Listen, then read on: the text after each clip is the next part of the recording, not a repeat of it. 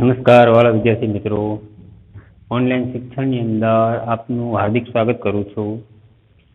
મિત્રો, આજે આપણે વિવાહ સંસ્કાર પાર્ટ 2 એટલે અગાઉ જે આપણે પાઠ ભણેલો હતો એના પછી આપણે અગાઉ બીજા પાઠની અંદર આપણે એનો અધૂરો જે પાઠ છે એનો અભ્યાસ કરીશું. પહેલા દરેક વિદ્યાર્થી હાજરી પુરાવી લેશે, ત્યાર પછી આપણે ધોરણ 12 સાયન્સ વિષય સંસ્કૃત જે 14મો પાઠ છે વિવાહ સંસ્કાર, એનો મિત્રો આપણે અભ્યાસ કરીશું. પહેલા તમારી હાજરી પુરાવી લેજો.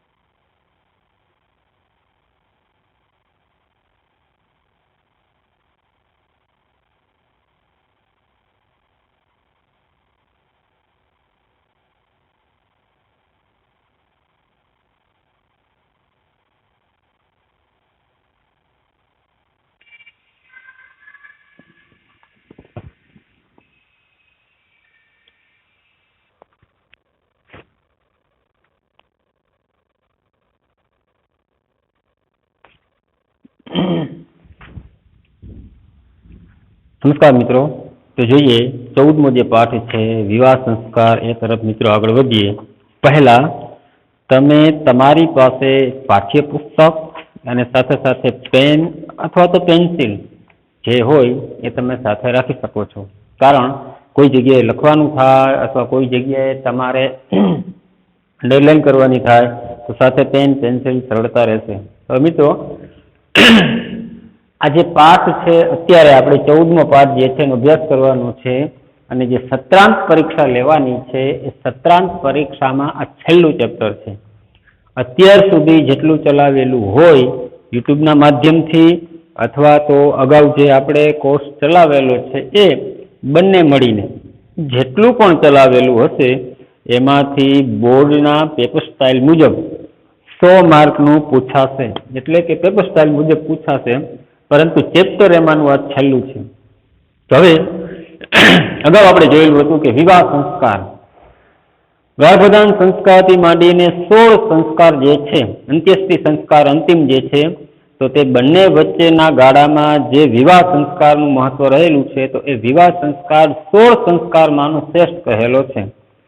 એમાં આપણે અગાઉ અભ્યાસ કરેલો હતો કે યજમાન અને પુરોહિત આ બંને પાત્રો એવા છે કે જે પ્રશ્ન પૂછે છે જવાબ આપે છે.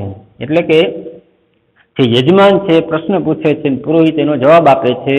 એ સંદર્ભમાં અમુક બાબત યજમાનને ખબર નથી કે આ સપ્તપદી શું છે, સંસ્કાર શું છે, અથવા તો વિવાહ સંસ્કારનું મહત્વ શાનું રહેલું છે, શા માટે આનું આ બધું કાર્ય કરવામાં આવતું હોય છે. જે કોઈ પ્રશ્ન થતા હોય છે મિત્રો, એ પુરોહિતને પૂછે છે અને પુરોહિત એમનો જવાબ આપે છે. અને છેવટે તે બરોબર સમજી અને કહે છે કે તમે મને જે પણ માહિતી આપેલી છે એ સંપૂર્ણ માહિતી હું સારી રીતે સમજી ગયેલો છું.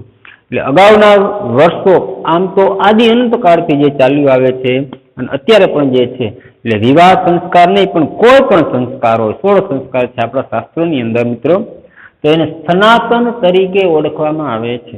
આ ખાસ બાબત જે છે, કારણ કે વર્ષો સુધી ચાલ્યું આવતું હોય અને વર્ષો પછી પણ ટકી રહેશે, કારણ કે એક સત્ય છે, અટલ છે, કાયમી છે, એને આપણે સનાતન કહી શકીએ છીએ. તો જોઈએ મિત્રો, ભાષાંતરની અંદર પેજ નંબર 60 એમાં જે અગાઉ આપણે જોયેલું હતું પેજ નંબર 59માં કે યજમાન પ્રશ્ન પૂછે છે. યજમાન પૂછે છે કે હે ભગવાન, એટલે પુરોહિતને કહે છે કે મેં એવું સાંભળ્યું છે કે ધર્મ, અર્થ, કામ અને મોક્ષ આ 4 આપણા પુરુષાર્થ છે. અગાઉના પાર્ટ 1ની અંદર તમે એનો અભ્યાસ કરી ચૂકેલા છો.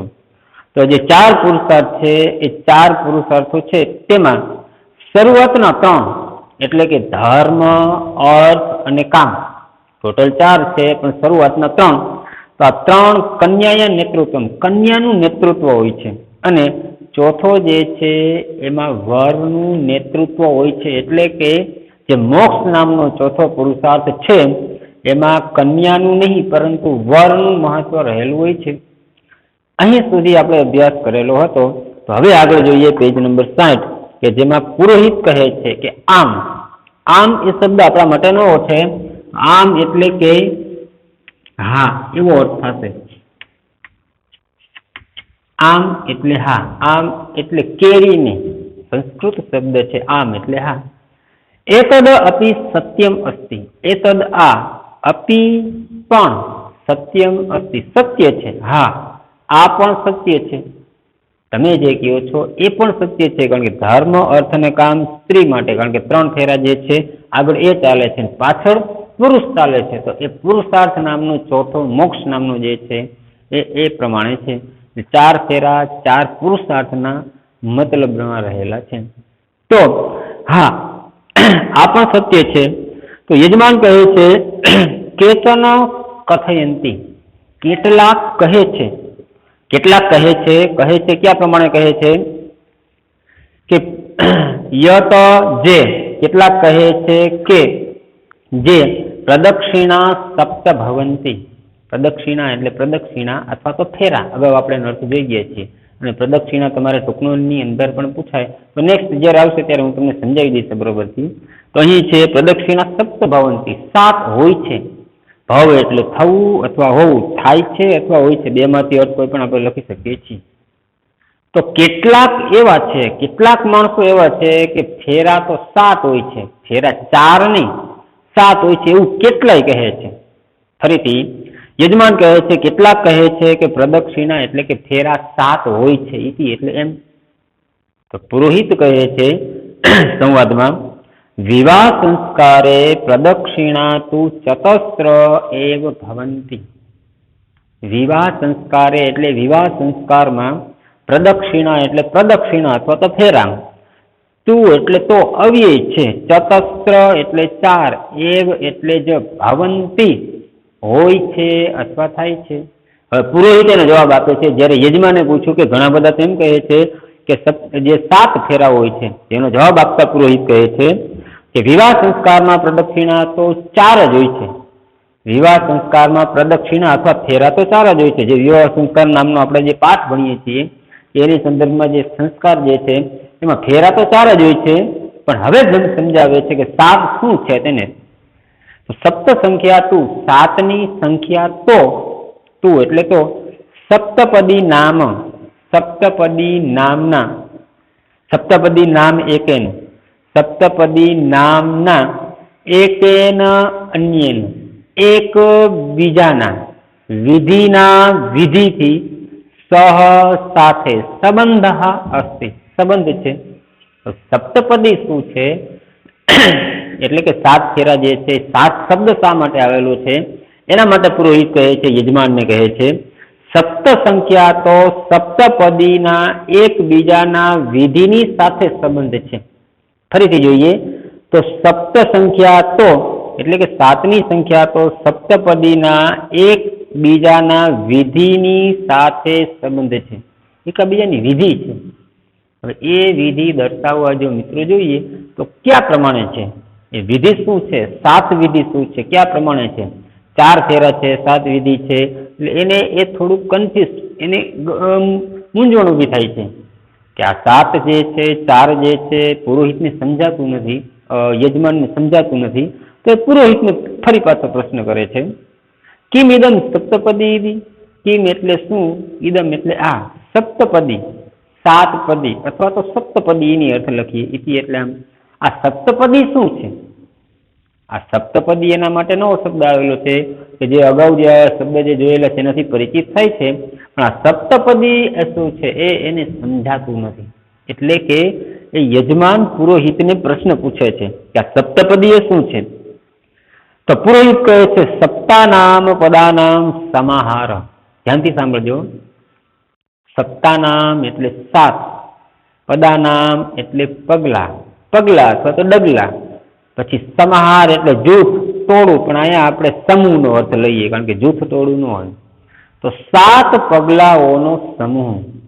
ફરીથી જે શબ્દ આપેલો છે સપ્તાનામ, પદાનામ, ત્યાર પછી સમાહાર, તો 7 પગલાઓનો સમૂહ. હવે 7 પગલાઓનો સમૂહ એટલે સમજાતું નથી. દાખલા તરીકે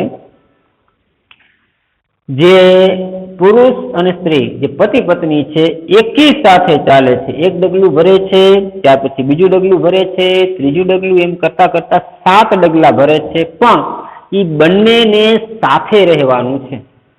એને સપ્તપદી તરીકે ઓળખવામાં આવે છે. પણ એ સપ્તપદી એક ડગલું માંડે છે તેના માટે છે, બીજું ડગલું માંડે છે તેના માટે છે, ત્રીજું ડગલું તેના માટે છે, એમ કરતા કરતા કરતા 7 ડગલા સુધી ચાલવાનું છે. એને સપ્તપદી તરીકે ઓળખવામાં આવે છે.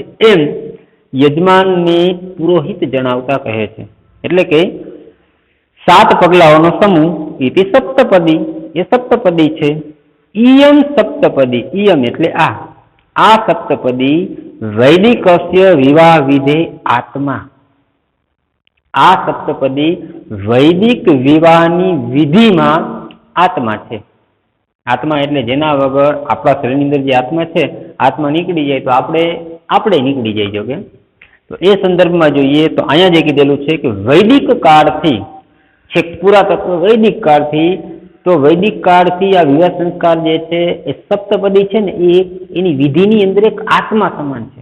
એ ન હોય તો એ વિધિ પૂર્ણ થયેલી ગણાતી નથી. એ પ્રમાણે કહેવાયેલું છે. ફરીથી લીટી જોઈએ. આ સપ્તપદી વૈદિક વિવાહની વિધિનો આત્મા છે. આ સપ્તપદી વૈદિક વિવાહની વિધિનું આત્મા છે. તો યજમાન કહે છે અસ્મિન વિધૌ કિમ ભવતી. અસ્મિન વિધૌ એટલે આ વિધિમાં કિમ ભવતી, શું થાય છે. આ વિધિમાં શું થાય છે, અથવા આ વિધિમાં શું હોય છે. આ વિધિમાં શું હોય છે, અથવા આ વિધિમાં શું થાય છે. આ વિધિની અંદર કઈ કઈ બાબત એવી છે, અથવા આમાં શું થાય છે. એ સંદર્ભમાં યજમાન જે છે પુરોહિતને પ્રશ્ન પૂછે છે. તો હવે પુરોહિત જણાવે છે અસ્મિન વિધૌ એટલે કે આ વિધિમાં વધુ વર અને વધુ એટલે વહુ, કન્યા જે છે તે, અને વર એટલે પુરુષ જે છે તે. વધુ અને વર જગત વ્યાપક ઈશ્વરસ્ય, જગત વ્યાપક ઈશ્વરના દેવતાના પ્રતિનિધિ રૂપસ્ય, દેવતાઓના પ્રતિનિધિ રૂપે અગ્નિ એટલે કે આમ જોવા જઈએ તો તેમાં 5મી વિભક્તિ છે. પણ આપણે જેનાથી ડર લાગતો હોય અથવા તો અગ્નિ શબ્દ એવો વિશિષ્ટ વિભક્તિ હોય તો પણ 5મી વિભક્તિ છે. એટલે થી માંથી ઉપરથી અંદરથી, તો અગ્નિથી, અગ્નિમાંથી, ઉપરથી જે બંધ બેસતું હોય તે, તો અગ્નિથી. સમાજસ્ય એટલે સમાજની, ચ એટલે અને, સમક્ષમ એટલે સમક્ષ, સામે, હાજર. એકસ્યામ એટલે એક, દિશાયામ એટલે દિશા, એક દિશામાં. સમાનયા ગત્યા, સમાન ગત્યા એટલે જઈને. સહભાવેન સાથે, ભાવથી, ચ અને સપ્તપદાની ચલત, 7 પગલા 7 ડગલા ચાલે છે. ફરીથી આખી રીતે જોઈએ, કારણ કે તો જ સમજ પડશે કે સપ્તપદી શું છે. સપ્તપદી સમજવા માટે પ્રશ્નો ટૂંકનો જે કંઈ પૂછાય છે એ સમજવા માટે આ પેરેગ્રાફ ખાસ સમજવો જરૂરી છે. શા માટે જોઈએ એમાં તો ત્યાં પ્રમાણે આપેલું છે તે જવાબ મળી જશે આપણને. તો આ વિધિમાં વધુ અને વર જગત વ્યાપક એવા ઈશ્વરના દેવતાઓના પ્રતિનિધિના અગ્નિથી અને સમાજની સમક્ષ, એકસ્યા દિશાયામ એક દિશામાં, સમાનયા ગત્યા સમાન જઈને, એક દિશામાં સમાન જઈને, સાથે ભાવથી 7 ડગલા ચાલે છે.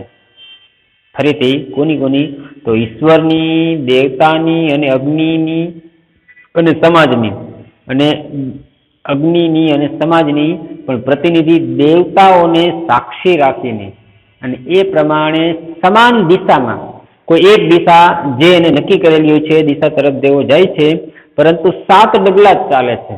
અને 7 ડગલા સમાન ગતિથી, આગળ પાછળની, બંને બાજુ સમાન ગતિથી અને સહભાવથી, અલગ અલગ ભાવ પણ નહીં, સહભાવથી જે ચાલે છે ને સપ્તપદી કહેવાય.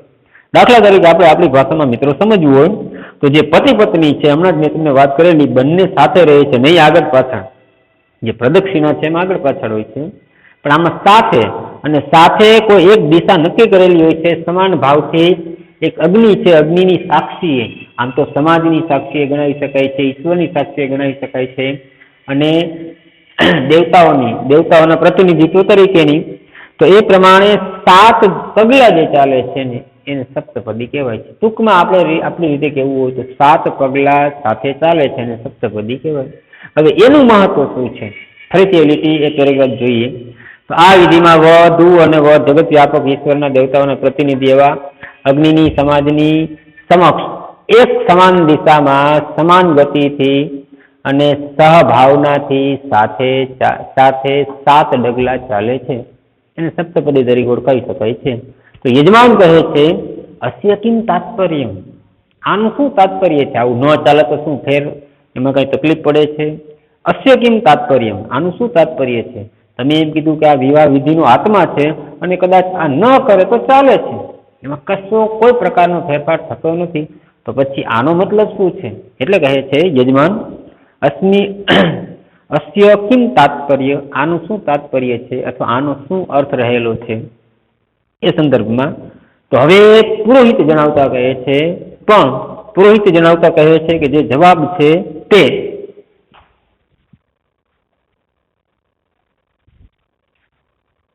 પુરોહિત જણાવતા કહે છે મિત્રો, કહે છે વિવાહેન વિધિના વધો વરસ્ય ચ આત્માનો એક્યમ સાધ્યતે. બહુ વિનમ્રતાથી જવાબ આપે છે, કહે છે વિવાહેન વિધિના, વિવાહના વિધિથી. ધ્યાન રાખજો કે જે વિવાહ સંસ્કાર છે એની અંદર વિધિ આવતી હોય છે, કોઈ મૃત્યુ હોય એની અંદર વિધિ આવતી હોય છે, ગર્ભદાન સંસ્કાર છે એની અંદર વિધિ આવતી હોય છે, નામકરણ હોય એની અંદર વિધિ આવતી હોય છે. જે મિત્રો 100 સંસ્કાર છે એમનામ થતા નથી, પરંતુ એની અંદર કોઈ વિધિથી કાર્ય પૂર્ણ થતું હોય છે, અને વિધિ પ્રમાણે જે છે આપણો સાંસ્કૃતિક વારસો છે એ પ્રમાણે આપણે અનુકરણ કરીએ છીએ.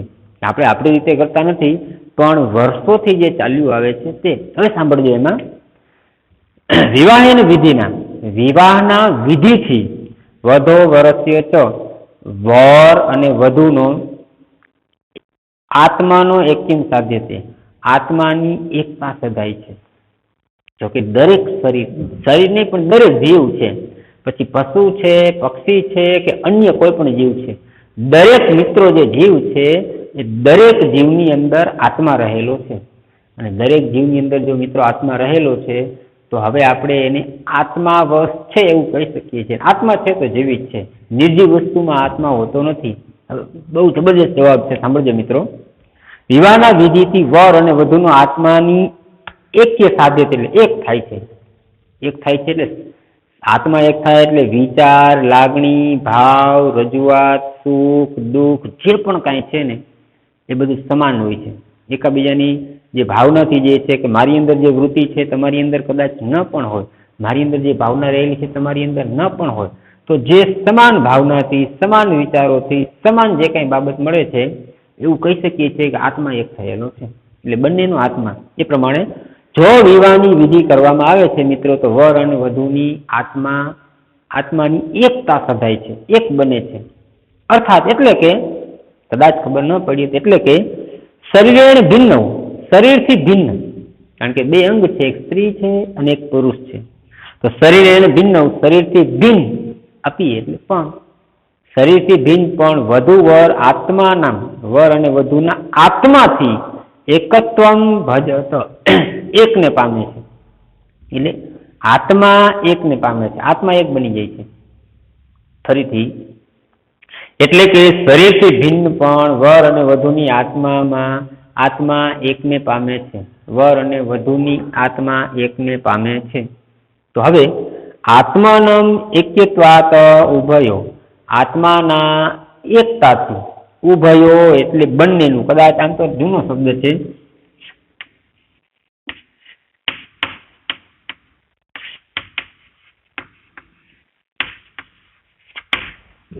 ઉભયો બંનેનું,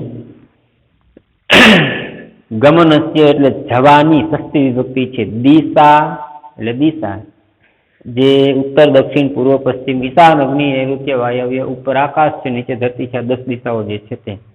આગળ કીધેલું છે દિશા ગતિશ્ચ અને ગતિ સર્વત્ર સમાનતા ભજત, બધી રીતે સમાન પામે છે. ફરીથી આખી લીટી જોઈએ. આત્માની એકતાથી, આ જો આત્માની એકતા સદાય તો શું ફળ સ્વરૂપે પરિણામ શું મળે છે? આત્માની એકતાથી બંનેની જવાની દિશા અને ગતિ, આત્માની એકતા જો સદાય તો બંનેની જવાની દિશા, જે દિશા તરફ જતા હોય છે તે, અને જેટલી ગતિથી જતા હોય છે તે, એ બધું સમાન ચાલે છે, બધું સમાન પામે છે. દાખલા તરીકે જે દિશા તરફ પુરુષ જતો હોય છે, જે દિશા તરફ સ્ત્રી જતી હોય છે, બંનેના રસ્તા અલગ અલગ હોય તો જે એનો સંસાર છે સારી રીતે પાર પડી શકતો નથી. અથવા તો એક સ્પીડથી ચાલે છે અને એક ધીમી ગતિથી ચાલે છે તો પણ એનો સંસાર સારી રીતે પાર પડી શકતો નથી, કોઈ પણ તકલીફ પડતી હોય છે. સંસાર ભવસાગરને પાર નથી પહોંચી શકતો. શા માટે? કે સમાન વિચાર નથી, સમાન ગતિ નથી, કે સમાન જવાની કોઈ રીત નથી, એટલા માટે. જે જબરજસ્ત જવાબ છે એનો. આત્માની એકતાથી બંનેના જવાની દિશા અને ગતિની સર્વત્ર બધે જ સમાનતા થાય છે, અથવા બધે સમાનતા પામે છે. હવે દિશાની સમાનતા એટલે શું? તો એમાં જોઈએ તો દિશાયા સમાનતા અર્થાત, દિશાયા સમાનતા, દિશાની સમાનતા અર્થાત એટલે કે દિશાની સમાનતા એટલે હમણાં જ આપણે વાત કરી 10 દિશા છે, તો દિશાની સમાનતા એટલે દિશાની સમાનતા એટલે વિચારસ્ય એકતા, વિચારોની એકતા.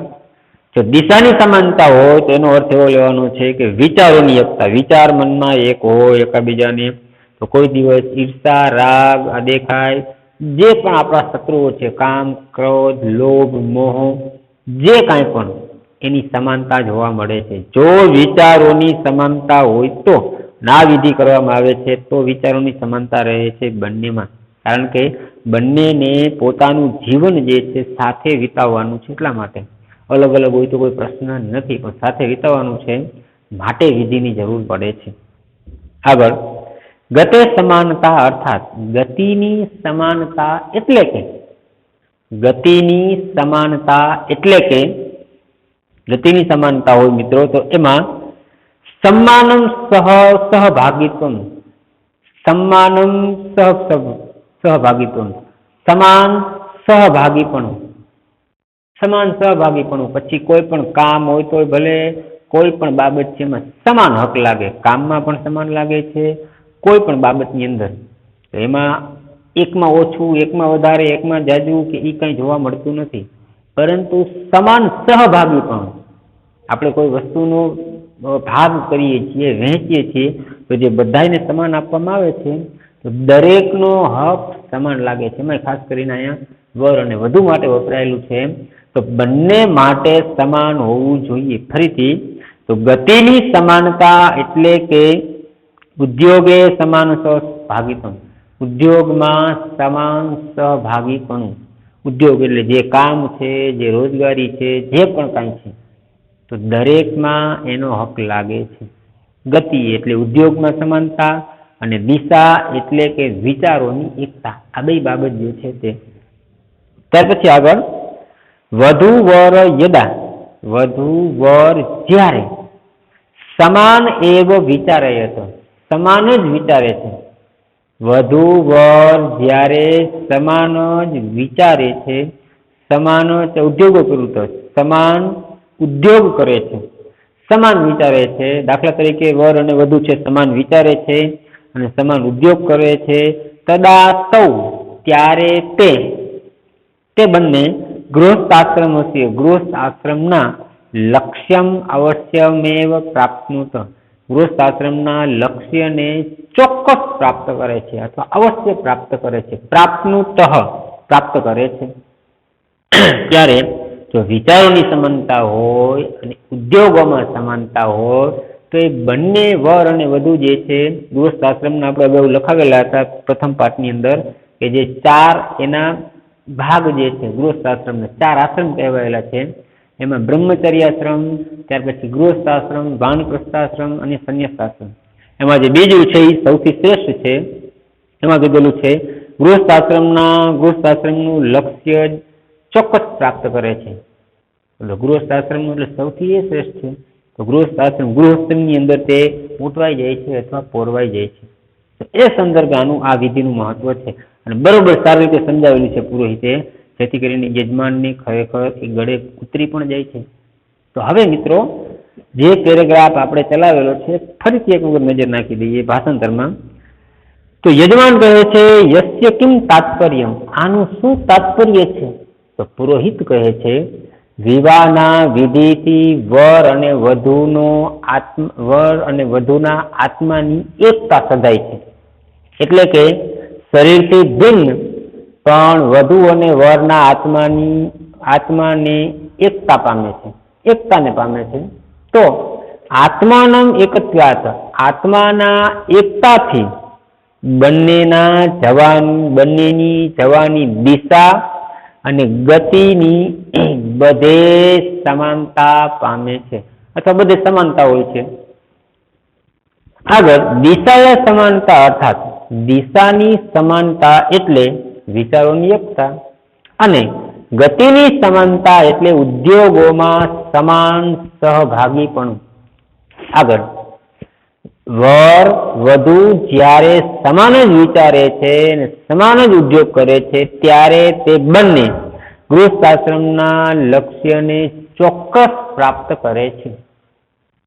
આ બાબત જે છે, જે સમાન વિચારે સમાન કરતા હોય તો પછી સમાન ન કરતા હોય તો હમણાં આપણે વાત કરી એ પ્રમાણે બધું અસ્તવ્યસ્ત થઈ જાય છે. પહેલા જેવું જીવન હતું એવું જીવન બની જાય છે. વિચારોની સમાનતા નથી મિત્રો.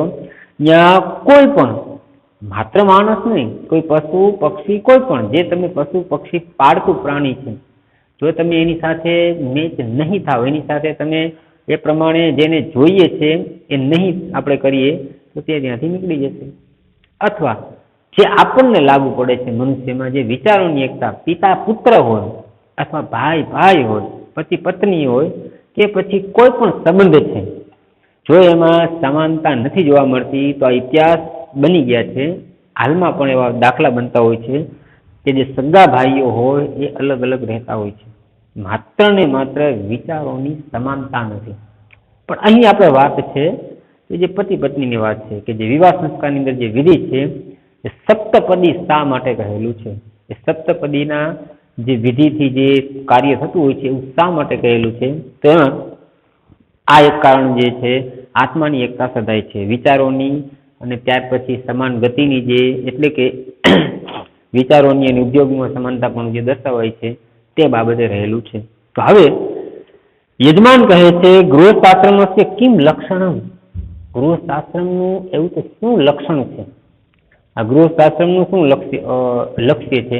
કે તમે એમ કીધું કે ત્યારે તે બંને ગૃહસ્થાશ્રમના લક્ષ્યને ચોક્કસ પ્રાપ્ત કરે છે. તો વળી પ્રશ્ન એ નીકળે છે કે આ ગૃહસ્થાશ્રમનું લક્ષ્ય શું છે?